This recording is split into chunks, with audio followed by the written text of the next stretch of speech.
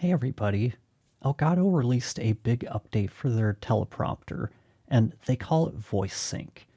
I'll be testing it out for this video to see how well it works.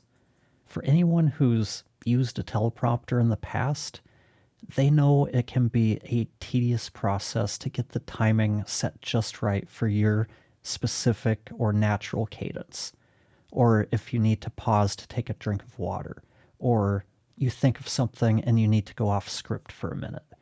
With voice sync, the teleprompter knows what you're saying, and in theory, it will pause until you start back up with the script.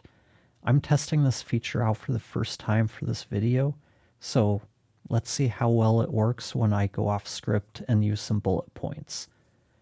What I like about the prompter is that it doesn't require an additional device. I don't have to use my phone or an iPad with it. It saves me time in editing because I can be more concise and it ensures that I don't forget to mention something. Now I'm going to pick things back up and return to the script to see how well it does. Does it? And here we are, we're kind of frozen. It's not returning to the script. So let's see how we can fix that. Let's skip to the next chapter. Let's take a look at how we set up Voice Sync in Camera Hub. It's not too difficult.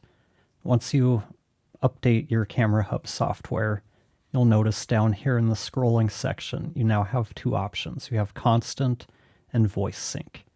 You'll want to select Voice Sync, and then you'll choose your mic. Once you've selected your mic, you'll probably get a pop-up asking you to give permission for Camera Hub to access your mic. From there, that's about it. You put your script into Camera Hub, and then you hit the play button. Voice Sync takes a second to become active once you hit the play button. Watch the top of the teleprompter. You'll see it can change from inactive to active, and then you're ready to go. So that's about it in terms of setup. Like I said, not too difficult. Tara and I have worked with other teleprompters, and the requirement to use a phone or an iPad just complicates things. You have to write your script, and then you have to go onto the device and set up the device in the prompter.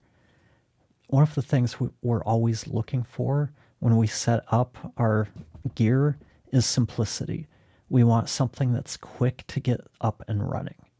Nothing really kills creativity more than having to spend 10, 15 minutes getting everything ready to go, and then doing a test recording only to find out the speed on the teleprompter's off or that the camera angle isn't quite right.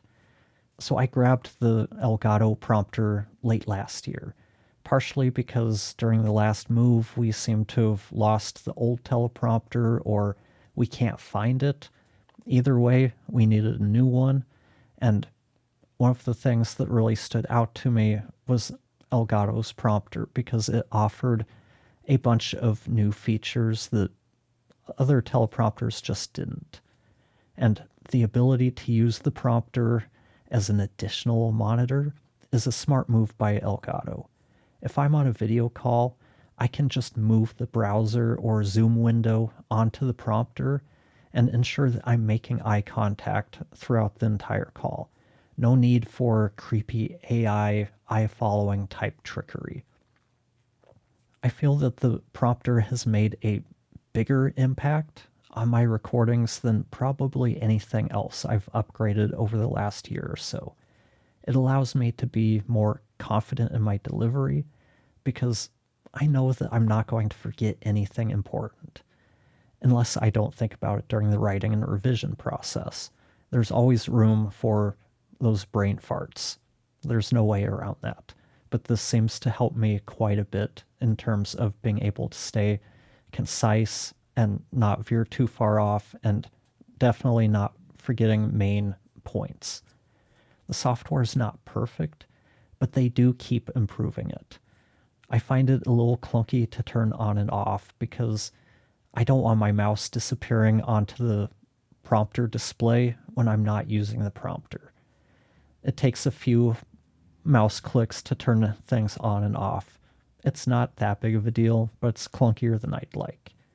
My biggest frustration, though, when using the prompter is when I copy and paste my script, it strips away the formatting. So if I have bullet points set up, it strips those away, and I have to go back in and manually add them and reformat the text. And I also like to use different font colors so I can leave myself notes in the script, like I'm including this, or I want to talk about this in case, who knows. I just like to leave little notes in there, and I like to use font colors to make sure I know not to read those. Those are just for me while I'm recording the video. But those colors don't get pasted in, and the prompter only supports one font color. Neither of these are deal breakers because of everything that the prompter does do well, but they're worth pointing out.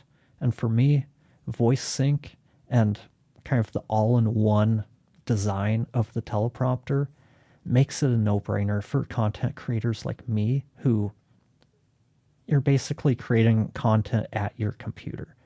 It can still be used in other situations, but it does need to be tethered to a computer to run the software.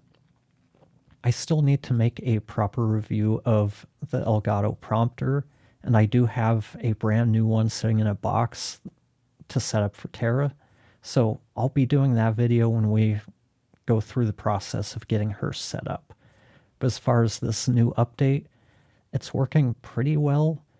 It does struggle when I come off script and then trying to pick back up, especially maybe it's only when it seems to be fine when I go off script, but when I have bullet points and I don't read them exactly, it seems to struggle a little bit.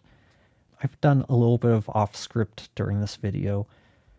The only place where it's really struggled was with those bullet points. And then right here, I have a little note for myself to explain what's not working, and it's kind of cut off at the bottom, so I'm not really sure what the next line is. But from writing it, I know that I really appreciate and there was a little bit of a lag there, so I'll have to probably cut this out a little bit. But I really do appreciate the companies who listen to the feedback of their customers and are looking for ways to solve their problems.